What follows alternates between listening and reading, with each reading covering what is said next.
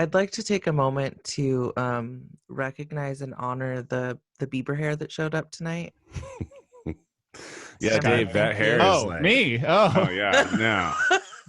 It's the front sweep that's really selling it. Yeah. And the boyish good looks. Well, duh.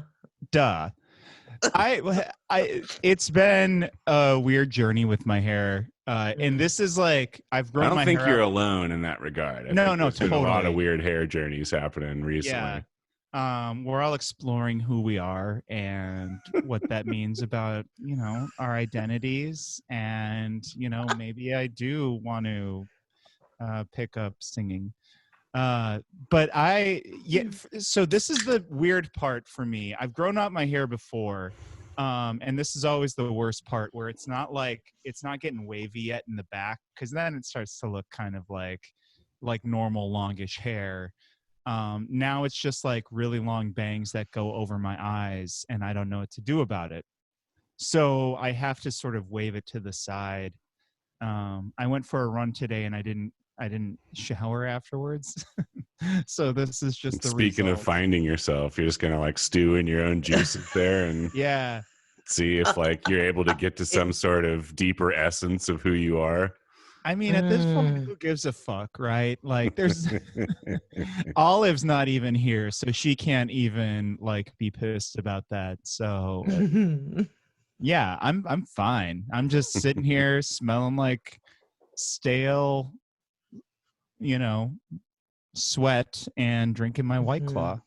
Well, you look like a young boyish pop star from the early 2000s. So. Yeah, I agree. For not showering, I think this is an okay look. Yeah, fantastic. I love it. You know what I'm doing right now? I'm thinking about it. Are you and are you loving it? I'm loving to think about it right now. Yeah, that's how it's going. I'm thinking about you thinking about it, and I love that you're thinking about it. All right. Love it. I think we've gone about as far with this as we should probably go. All right. Yeah, we should probably just get into it.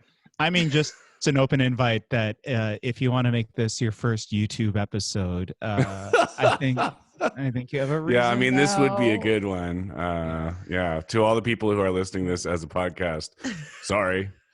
We'll get to the podcast part now, I guess. You can only imagine how I look. Let's do it. Voices, the things they said. Voices, some from those dead. All the voices heard.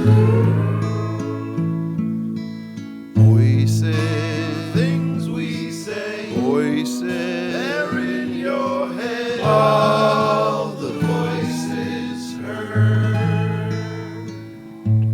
Hello, everyone. You have Kempa. And Skylar. And Shannon.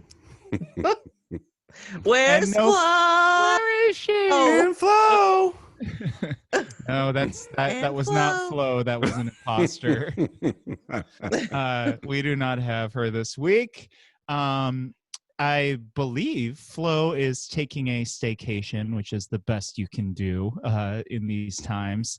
Well-deserved staycation, if I do say so myself. When she was like, "Hey guys, I'm taking a day off of work today. I think I'm going to take a day off from the pod tonight too." Like all three of us were like, "Yep, totally." Like, whatever you need, like lay down, whatever you're going to do. Yeah. Well, she, listeners, I think most of you know, she's an epidemiologist.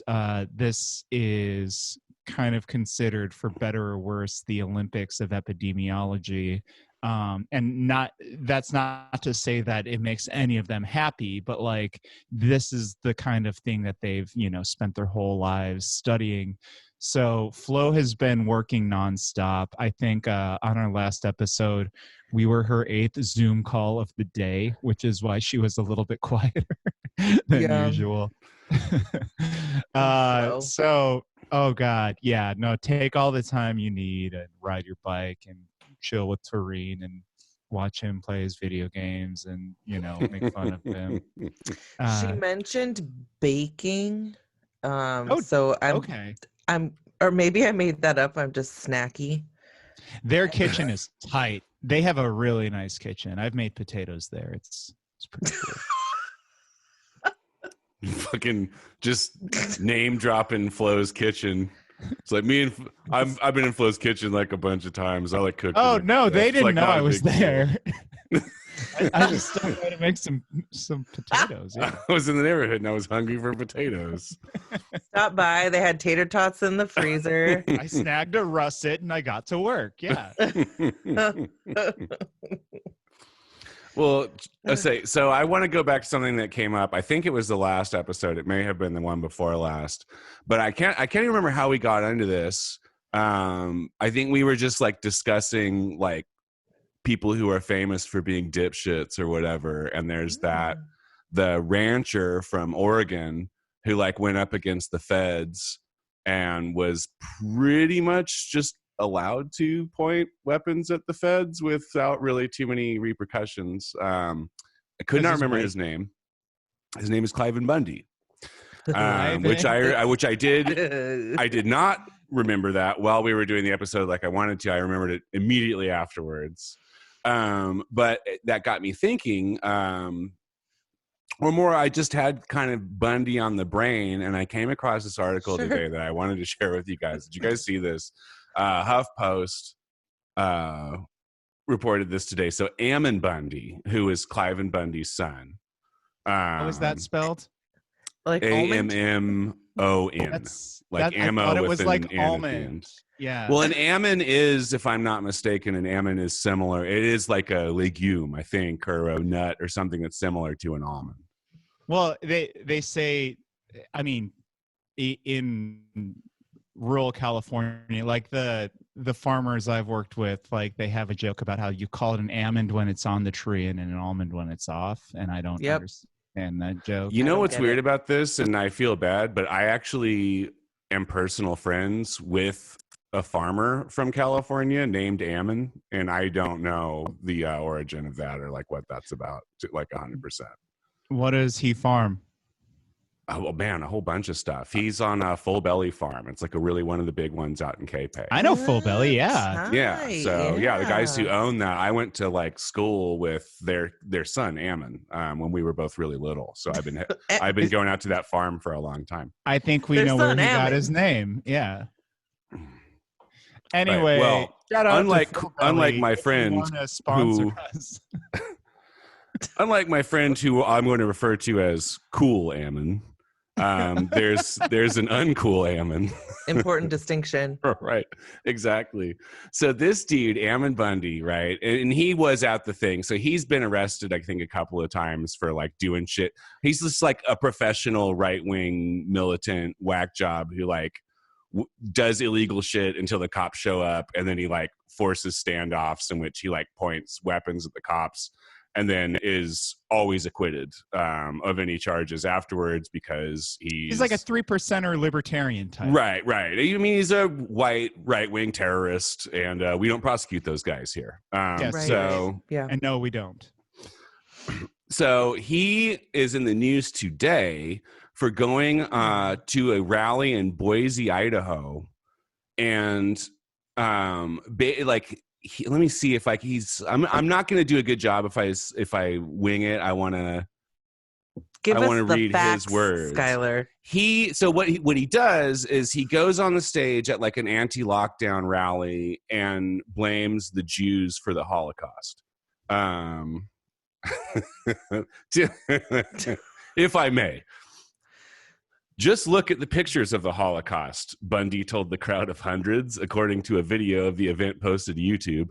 It always amazes me how you see pictures of men and women stripped completely naked, lined up and facing a mass grave, where they are shooting them in the back of the head and falling in the grave.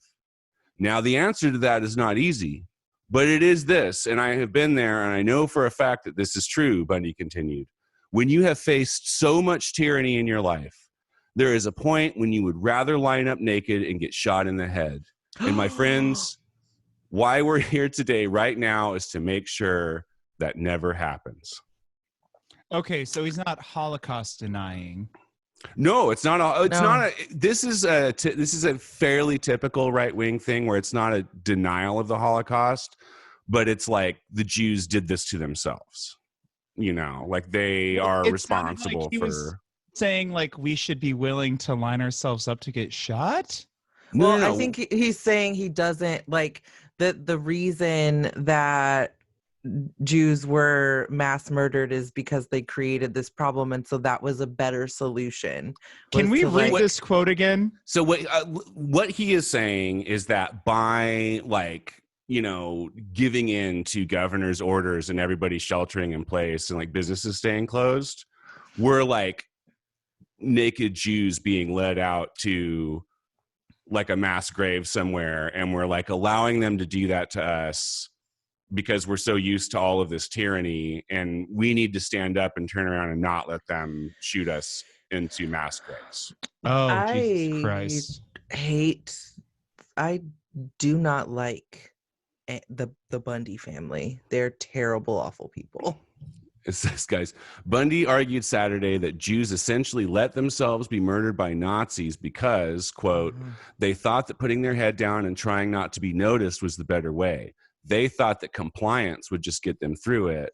And it was just a period of time they might just pass through and end up better on the other end. And that is a decision that we have to make right now, Bundy said. Are we better to just comply?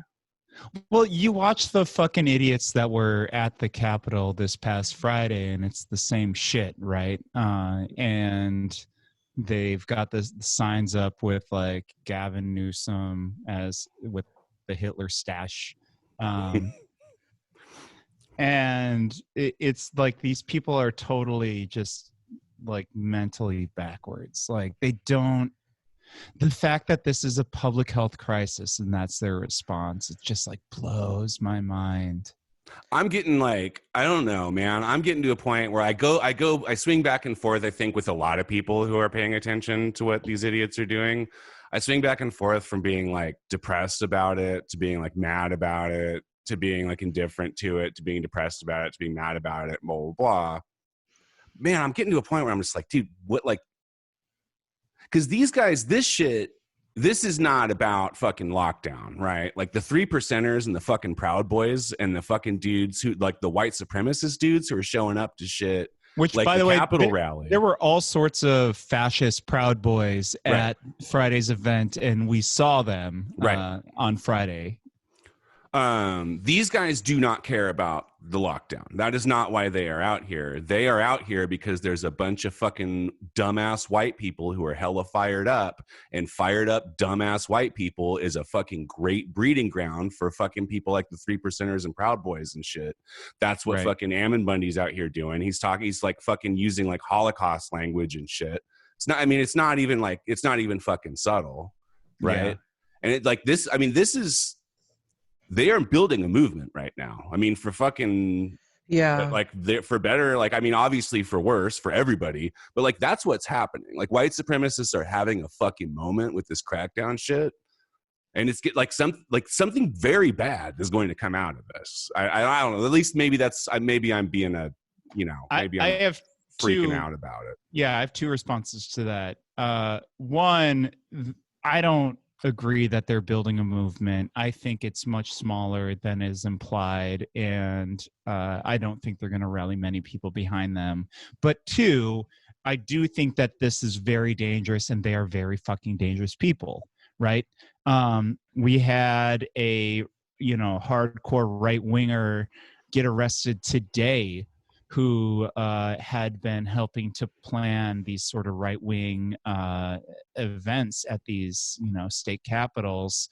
And he had been developing bombs in his home, right?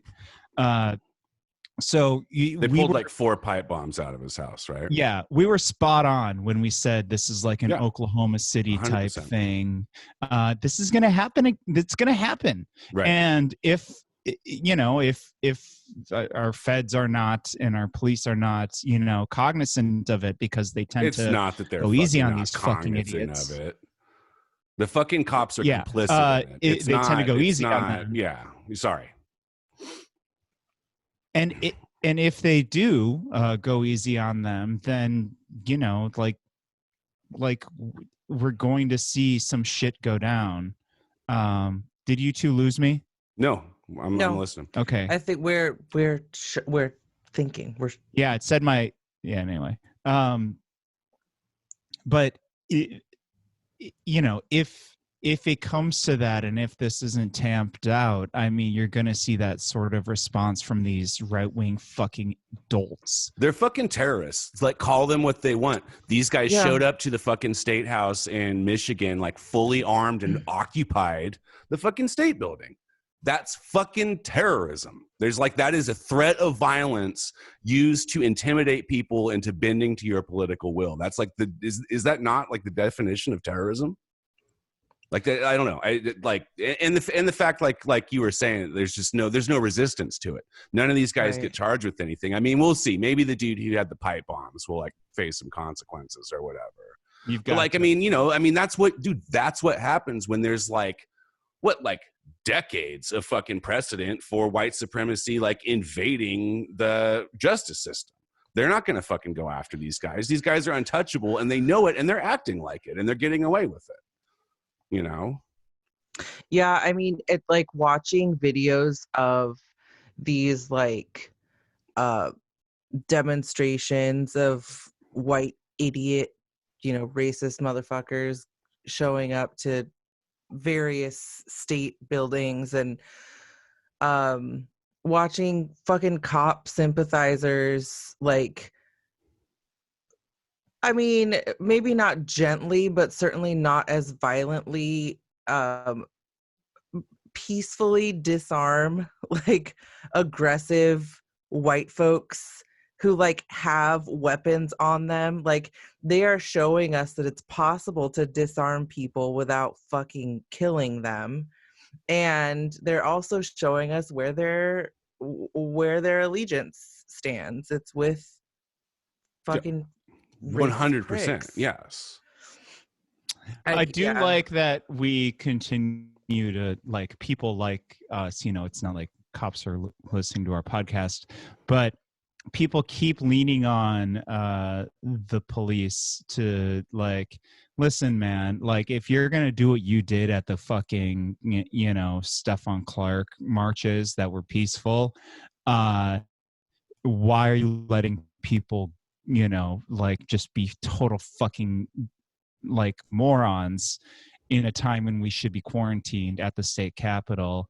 And on Friday, it actually did result in a few arrests. And it's like, I don't like cops ever, but like, it's a little funny because they're arresting their bootlickers. Well, yeah, they're arresting people who like came with Blue Lives Matter flags. Right, exactly. Yeah. That's kind of funny. Yeah. Like anti-vaxxer women from Orange County getting busted. Like, come on. Yeah. I don't know, man. It would be funny if I were like on the outside of it looking in, but it's happening like fucking blocks away from where I sleep. I know. I can't. It's in our backyard. Yeah. I mean, we could hear it from where we're at, which is certainly not as close as either of you. And it's just like listening to this fucking shit go on for hours and hours. It's like, it's not acceptable. No, I mean, when white people are angry, it just like fucks everything up because. Well, and the dumbest idiots. Angry white people are always the loudest angry white people, Totally. I think like that for me, like the thing that I've been telling myself to like kind of ease myself down a little bit is like, this is probably basically every wingnut in California. And like, it's a lot of them. Like there's like, I don't know, like what, 1,000 at least of these guys who were there. Yeah, and like their Facebook group for like Reopen California is like, it was like 112,000 last I checked. But like literally everyone I know who's in it is like either a journalist or a leftist. Right. I was just about to say all the people, like I don't think I know any leftists who aren't part of that group. Yeah.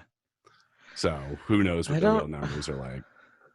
I don't know how you all like don't just sit and like rage scroll. I do.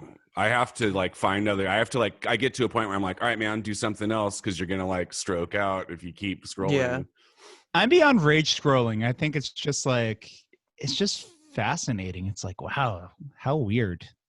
How weird that these people exist like this. But they have no power in California. They have zero power here. Well, they have the power to come together and come to a zip code with like the lowest infection rates like in the entire area and just fill it up with their fucking like COVID having hate shit.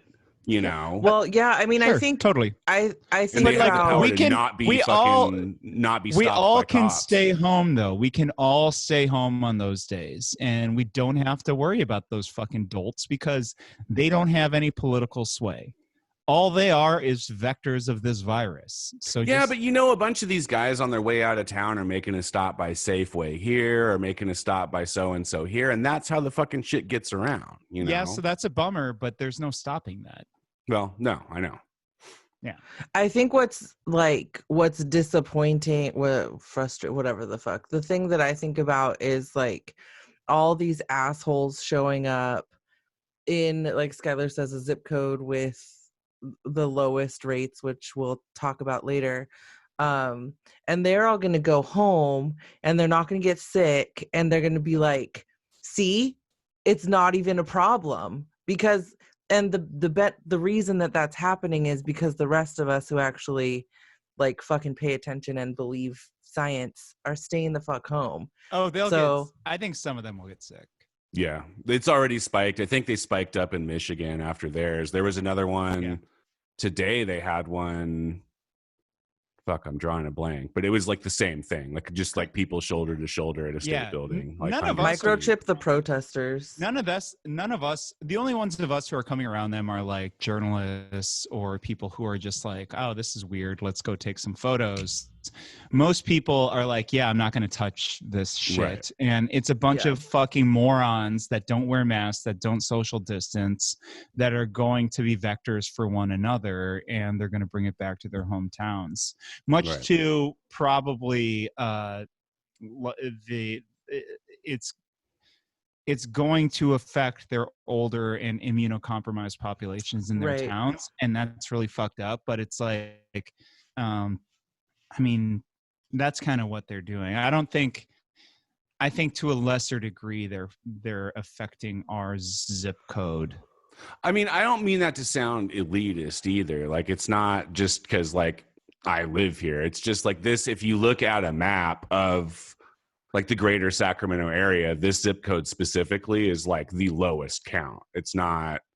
Yeah. And I'm not like, that's not to say that like, you know, people here are doing a bunch of shit differently than, you know, people in Roseville or Elk Grove or whatever. But for whatever reason, this is a specifically low place, which actually is weird when you think about the fact that it's a lot more dense than almost anywhere else in the greater Sacramento area, which in density seems to be like a major factor for how quickly this thing spreads. So I don't really understand those numbers. I mean, it's got to be some kind of anomaly, I guess. Well, I mean, there's a few things at play, and this actually will help us just sort of waltz right into our next topic here. But the entire Sacramento region is the best metropolitan area in the U.S. as far as tamping down coronavirus cases.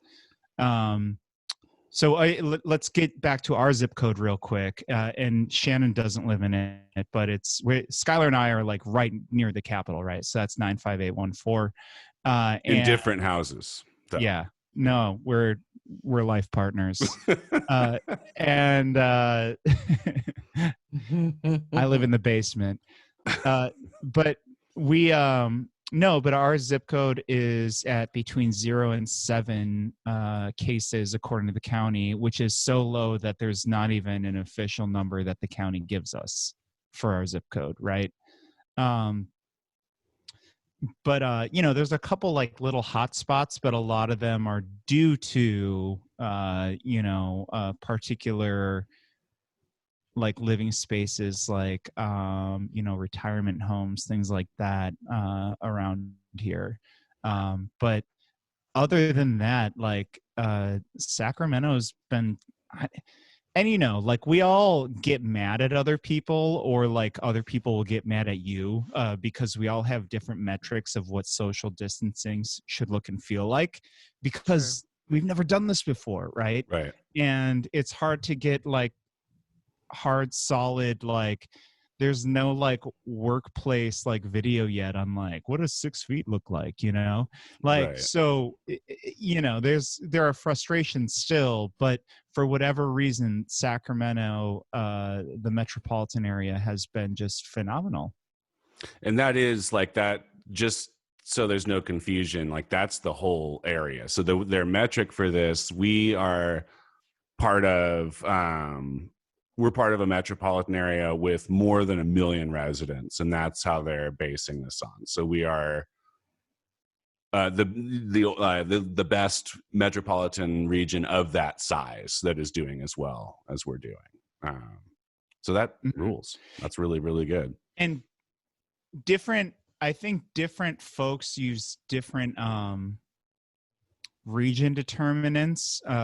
So like, I don't know, like, I know that like we can get county data pretty easily, but if you look at our metropolitan region, that could include parts of Yolo County or something, you know?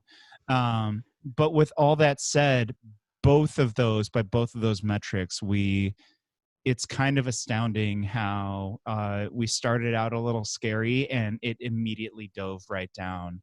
And we're averaging between 11 and 14, 10 to 14, whatever, new confirmed cases a day, which you're just not seeing in other major metropolitan areas in the country. Yeah.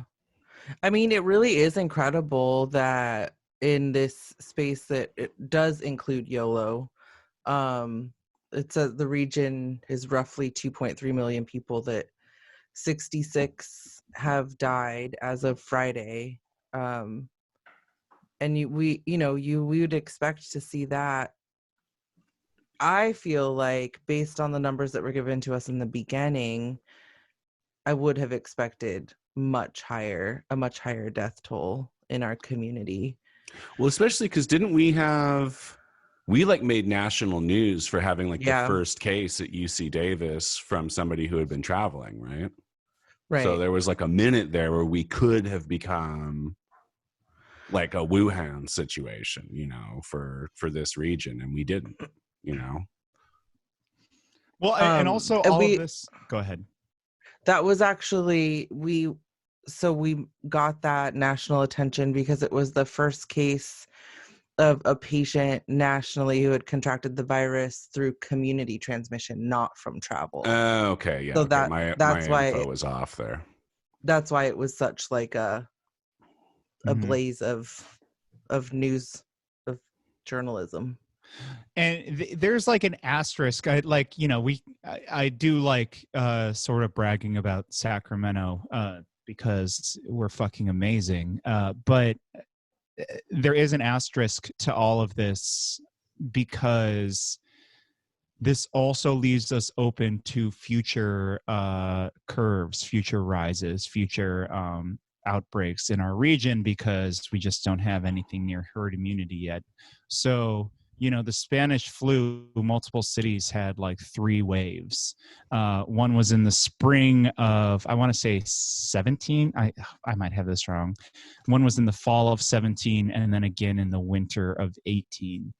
And the hardest one was the fall of 17. So, this is just to say, I know some of you are suffering from fatigue. We are too.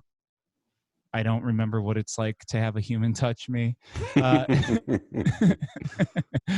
But this is all part of like what we have to do right now. And we are definitely not out of the woods yet, even if we do have super low cases in our region. Right. Well, so this kind of is a segue into our next topic a little bit. But so I guess, was that today that Newsom laid out like the New Deal, which is we're going to phase 2, or some counties will go to phase 2, right? Which means I'd like to call it the flu deal. Dang, but phase flu. Ooh.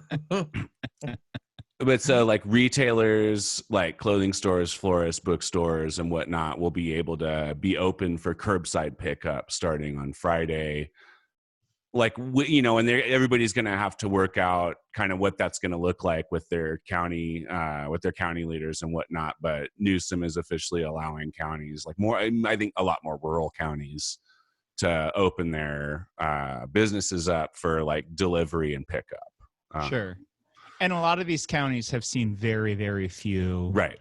Even if they are very sparsely populated, it's very few per capita. Right. So it kind of makes sense.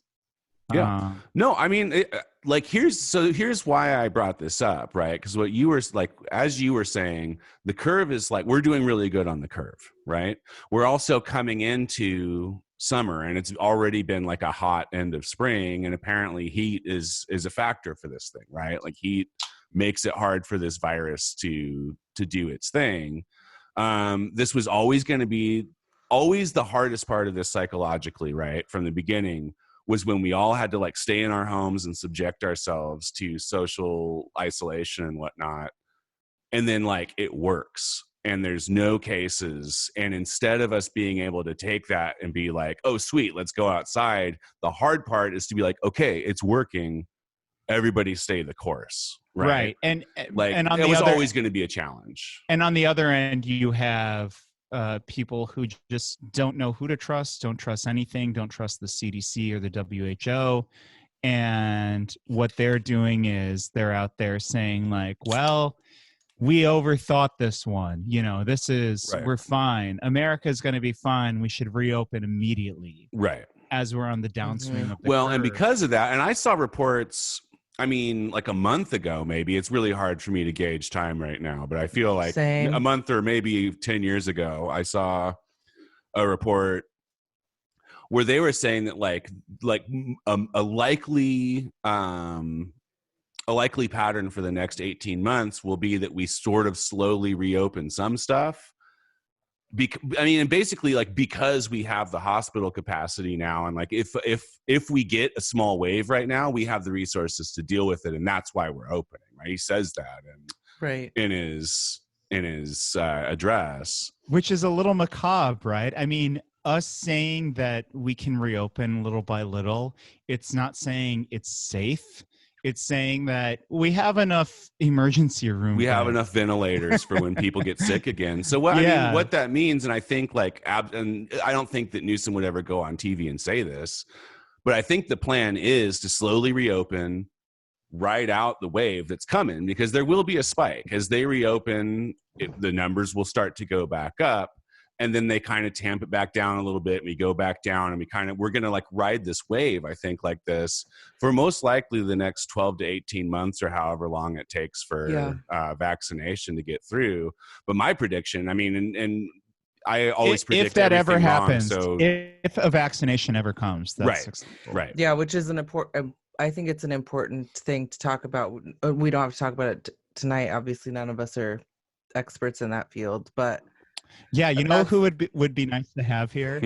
Flo. I was just gonna say, I love the idea that we're sitting here like having this discussion with without the resident epidemiologist the who expert, actually knows what she's talking about. Who we fucking need, right?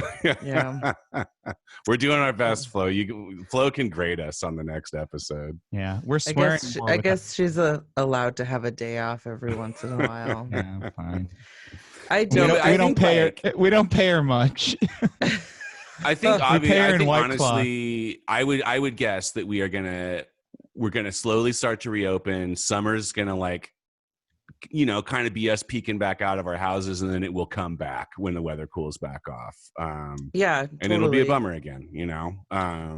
I haven't heard one way or the other on like summer tamping it down, because it actually looks like we're going to hit like 3,000 deaths a day by the end of this month.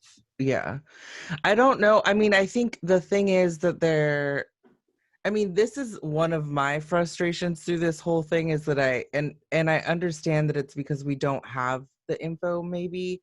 Like, there seems to be an absence of even like educated speculation about what we can expect through the summer and then back into the winter. Like, we're all sitting here talking about Like what we think is going to happen is we're going to be able to go out with precaution, and then shit's going to get fucked up and we're all going to have to come back in. And this is just like sort of how our life is going to go. Like, which is a possibility. I mean, that's sort of how Governor Newsom has described it. Like, if it gets to that level, like, yes, we will slide it back to a phase 1.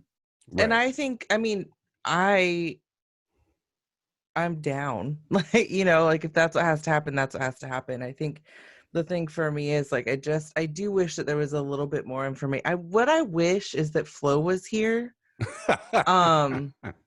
to tell us whether or not we are right. You know, Flo is never gonna regret missing an episode more than when she's listening to this like tomorrow and being we're like, just "No, you idiots! Like, all of this like is wrong." She's screaming at her phone right now.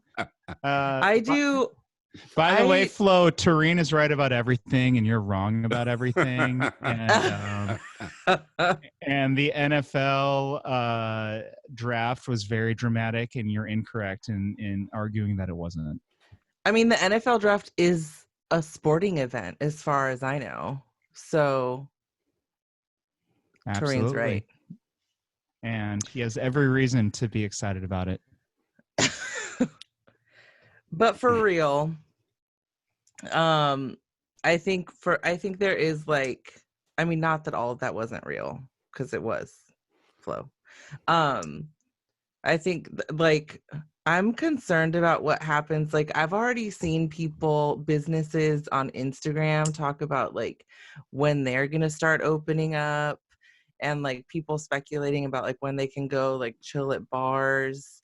And I am like, at this point, I'm of the mind that like I'm not going anywhere but work and the grocery store for probably like a year. Like I don't want that to be true.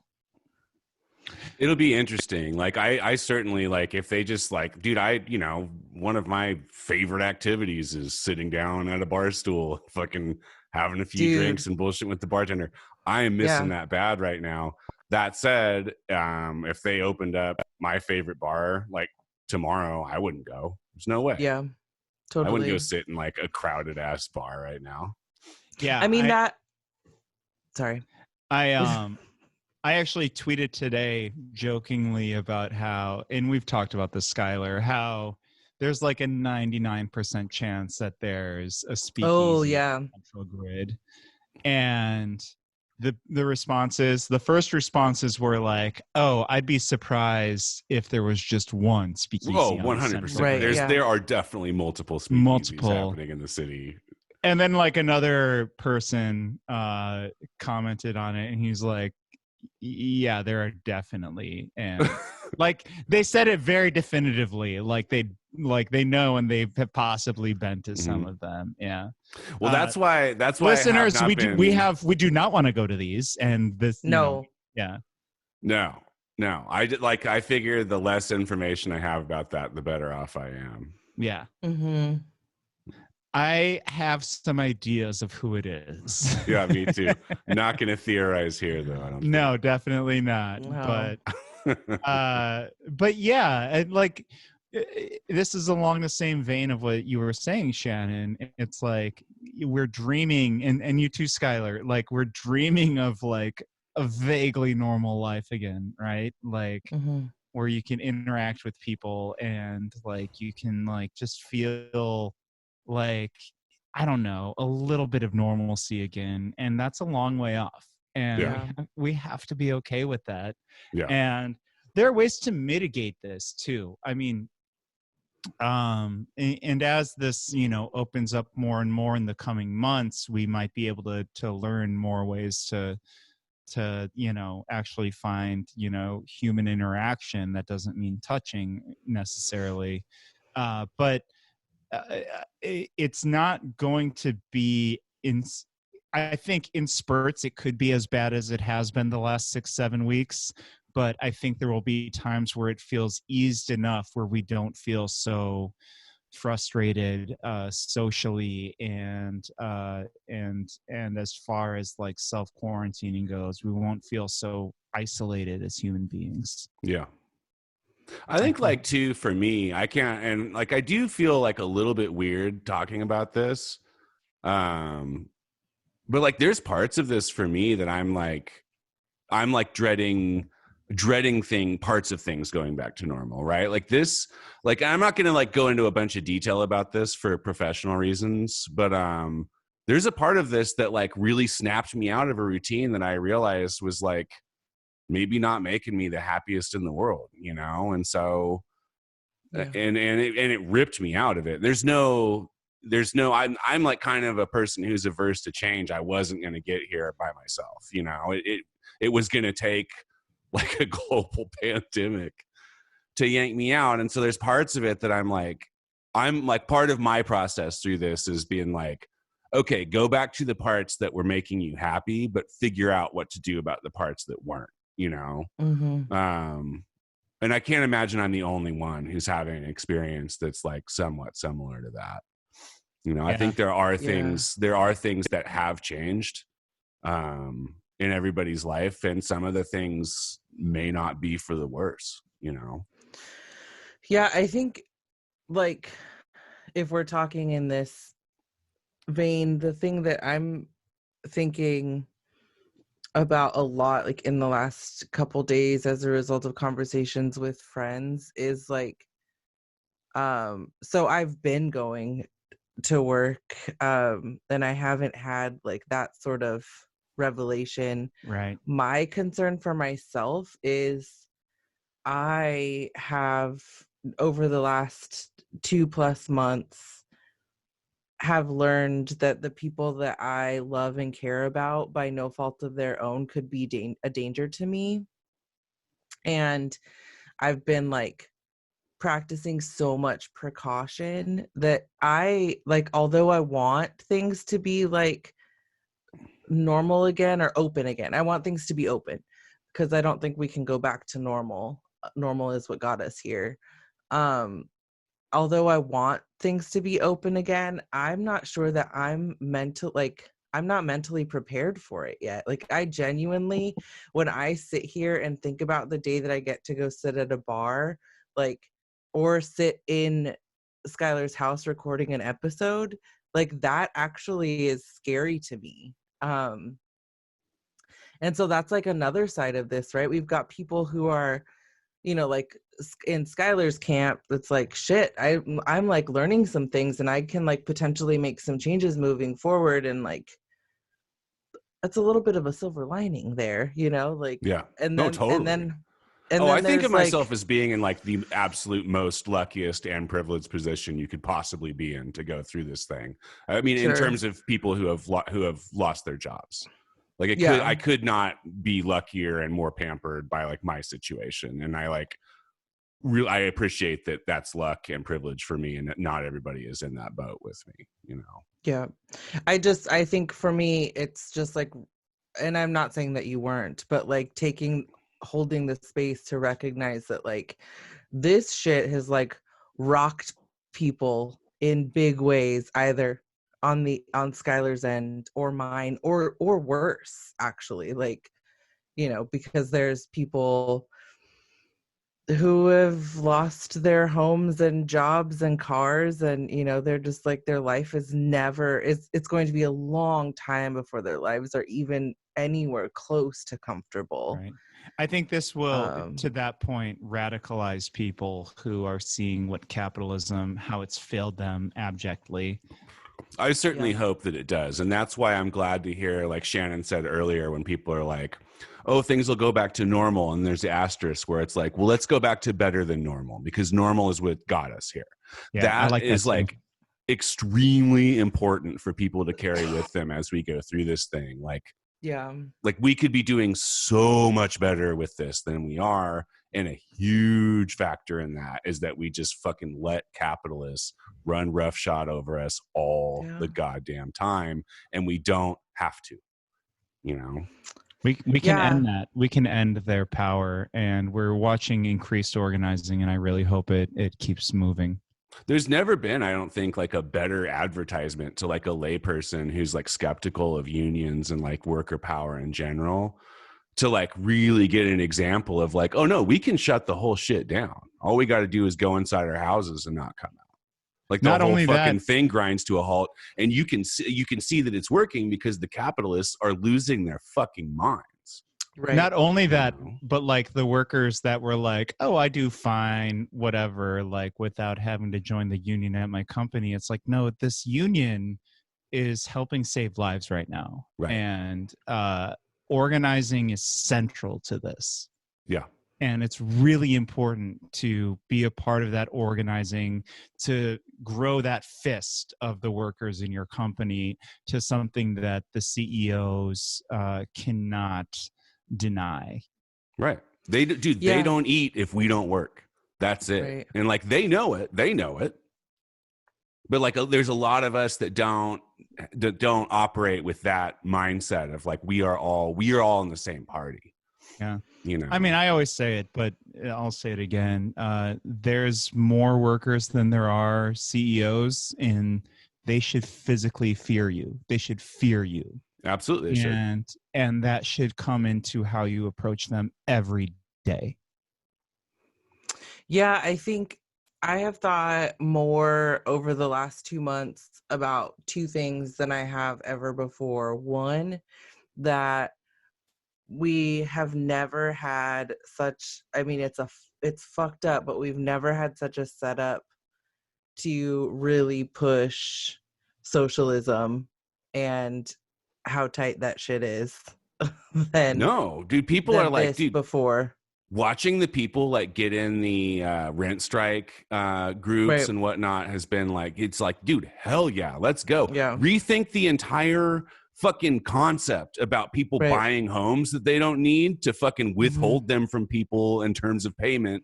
But I mean, in a society that like claims to view shelter as like a human right or whatever, that is like inherently unethical. And like people right. are and that's such a big concept, right? Because the idea that like it's unethical to like own a house you don't live in so you can profit off of somebody who doesn't have one. I mean, that's generations of right. of being indoctrinated to feel like that's normal and that's acceptable. And that is like slowly, I feel like starting to unspool for people a little bit. Totally. And that is fucking exciting. Like that is the excitement that I feel watching people fucking start to be like, wait a minute, I'm getting fucked here. Like, yeah. why do I put up with this shit? Like that. Amazing. I always like fucking keep it going. I always like to educate California's landlords about what happened in China once the tenants took control. Because it wasn't good for the landlords. So you should join ranks with them now. Mm-hmm. Do it right now. And I think because if you don't, it might get bad.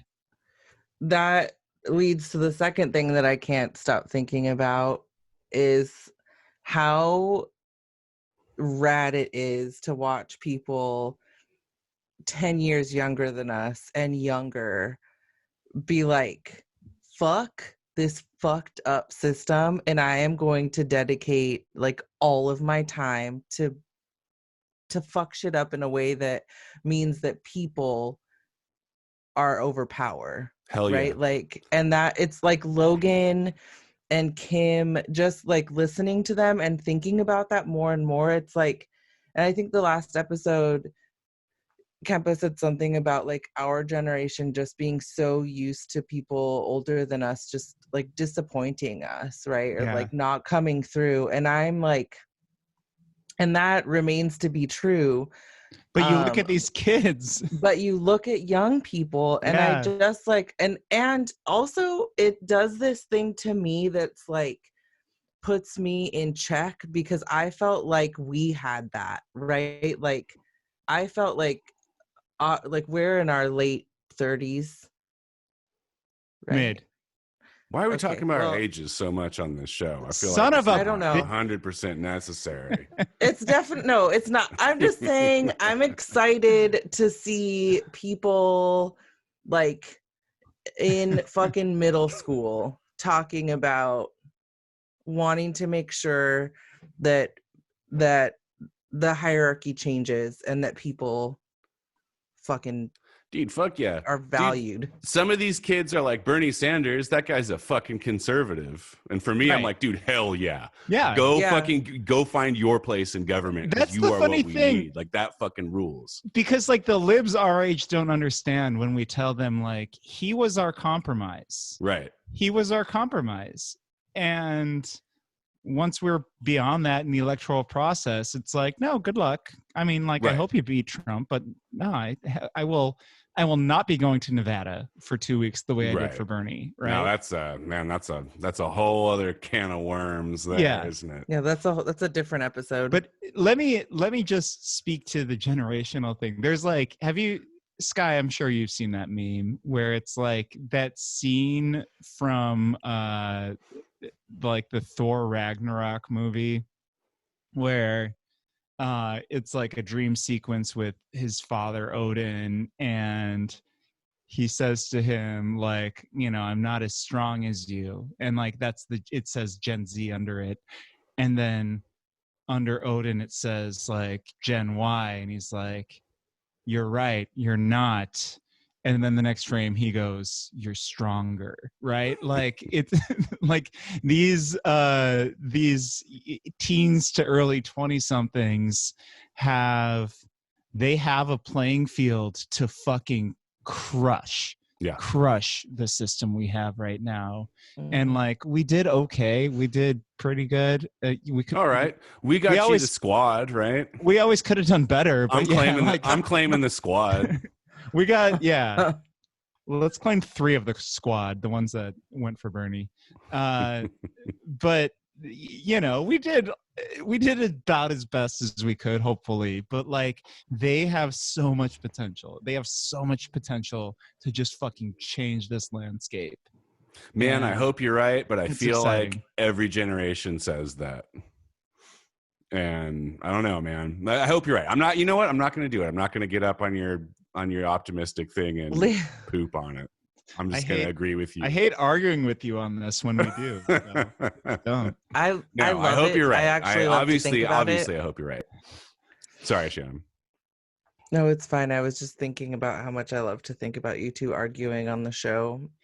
No, the other day, Skylar like looked me in the eye and he's like, "You accused me of being defeatist," and I was like, "I'm sorry." I felt legitimately bad when he said it. Yeah, it was a real moment because I think I was like in this space of just like shock and awe at what was happening with the episode, and then like Flo did the thing where she was like. Or Skylar did like the the cynic thing, and then Kempa was like, no, but that like he like put on his sunflower crown, and then Flo was like, yeah, and I was just like sitting in the back like, what? This is so tight. Like we definitely we don't like really get into it on the show all that much. We do get into it not on the show fairly frequently. We argue with each other about stuff like that. Which is actually I think probably why we're both here doing the show together, because we like doing that, Absolutely. Our I think we just figured out what our Patreon content is. It's Kempa and Skylar going at each other. It's like mono. True leftists will enjoy it, and nobody else. Everybody else will tune right the fuck out. Yeah, I love it. Oh, guys, I know I said I wasn't gonna bring us down. I know I said I wasn't gonna be a downer about Dave's optimism in this younger generation delivering us from capitalism and the evils therein. But speaking of capitalism, if there's no work, I'm a worker, and I'm out of work, guys. I've been going back and forth all day with myself today, thinking about like, should I bring this up on the show or not? But I'm going to do it because I feel like there's a lot of other people who are in the same boat. I think it's good for us to express solidarity with each other as out of work people. It's been fine. I'm going to be okay. My main issue You know what? Before I get into that, I want to say the silver lining of the thing has been that I finally have had the time that I was missing to like do a deep dive into all of this great voices content.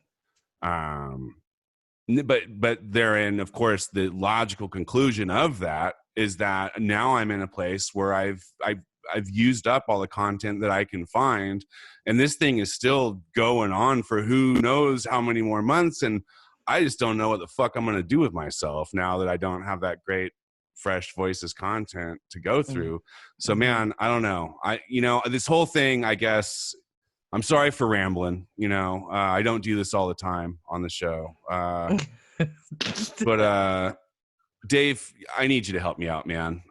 Where can I find more of this life-giving, life-affirming voices content that is getting me through this terrible, awful time? Two things to that. Number one, I think it is exciting and invigorating that you are out from under the thumb of capital at the moment and you're able to self-actualize. Oh my God. And I think that that's really cool. Yeah. Thanks, man. Yeah. Feels great. And you're okay for the time being. So that's been really nice to hear. Number two, totally. We have more content coming. There are corners of the internet that I've totally gassed out as well. And let's not go into that though. That's Patreon level. Yeah, that's Patreon behind the paywall content. Wow, I didn't know what you all were thinking. I was talking about my Disney Plus account. Definitely not what we were thinking about. But there's more voices content coming. And we've been saying this the last couple days, but there legitimately is. We've got a few essays coming out. We've got. Is one of them from Skylar? One's from Skylar. One's from a worker at the state discussing protecting state workers' health, which is really important. And then you've got me on the Sac Follows the Money project. But I've just been working on my gains lately, so. I've had to take a couple days. Self-care is important, man. You gotta do it. Today I did 100 lunges, 100 push-ups, and 100 sit-ups. And pretty tomorrow good. I will not move. But yeah, no, we are all we're at voicesrivercity.com. We are on Instagram at Voices River City, Twitter at Voices River City, Facebook as Voices River City. If you want to donate to our Patreon, Big Day of Giving is this Thursday, and a lot of people do one-time donations to all these nonprofits.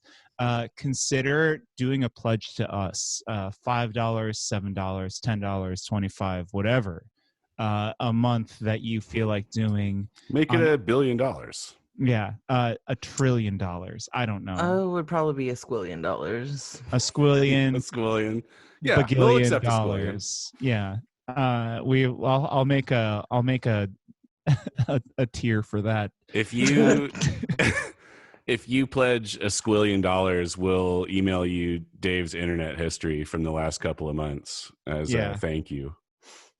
Yeah, we will. Yeah, no, actually, yeah. If you send me $1 squillion,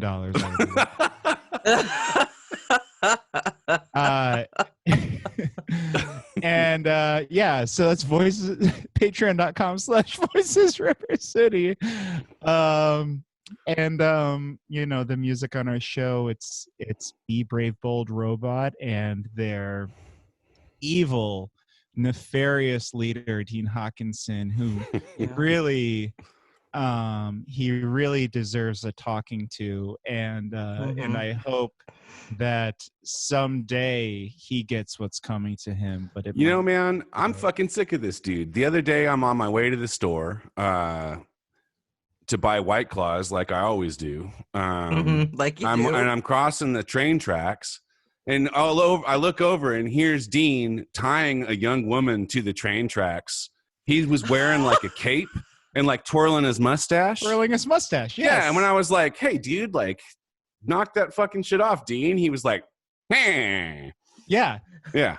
Right? He's fucking doing this shit. Fuck and you, then Dean. he, like, you know, and then the light rail's on its way, and Dean traipses off, you know, tittering to himself, and right. And you've got to save whoever it was he tied up there. Right. Well, now I'm not only her life but mine with COVID-19. So thanks for that, Dean. Yeah. Great. So that guy, he's rude. Dean, maybe enough with the theatrics right now. This is a pandemic. It's not the time, man. No, absolutely not. We're in a pandemic, dude. Yeah, dude. Mm-hmm. Also, stay home. Yeah, no more tying anyone to train tracks. Ridiculous. It's ridiculous we even have to say this, honestly. Right. Yeah. And we're a little disappointed in you. But with that said, thank you for the music. And let's call it a show. Let's do it. Hey, Janet, go. Where do we find you on Twitter? I am at Kempa. I'm Guillotine for you. That's Guillotine, the number 4, YOU. I am Shan N.D. Stevens. And I miss Flo. And when Flo comes back, if she ever does, she better come back. She will be at Flojaune, FLOJAUNE. Correct. All right, guys. Well, thank you for listening to us again. We appreciate it. If you like the show, tell your friends to listen to it. Please do. What do you do if you hate the show? Tell your enemies to listen to this whack show that sucks. That's right. And no matter your thoughts, you just smash that like and follow. Smash it hard. All right, everyone. Stay safe, stay sane, stay healthy, stay home, stay away from me. Stay the fuck away from me. Bye.